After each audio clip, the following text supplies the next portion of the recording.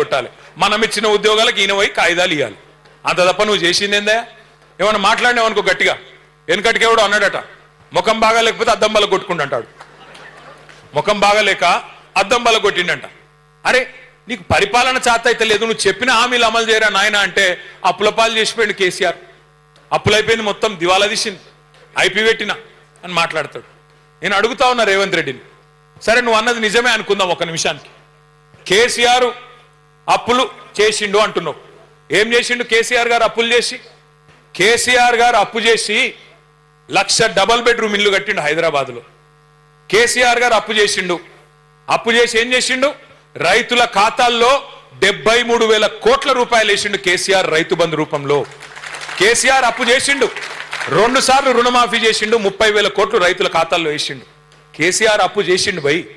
1,00,000 కోట్లు ఖర్చు పెట్టి, 1 కాదు 2 కాదు, 1,00,000 కోట్లు ఖర్చు పెట్టి కేసీఆర్ గారు విద్యుత్ వ్యవస్థ మొత్తం చక్కగా చేసిండు.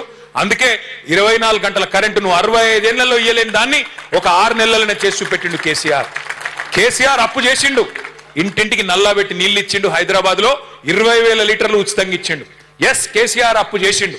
మీ కాంగ్రెస్ గవర్నమెంట్ లో 5 మెడికల్ కాలేజీలు లేకుండా తెలంగాణలో కేసీఆర్ అప్పు చేసి 33 మెడికల్ కాలేజీలు కట్టి ఎస్సీ, ఎస్టీ, బీసీ, మైనారిటీ పిల్లలకు డాక్టర్ అయ్యే అవకాశం కల్పించిండు.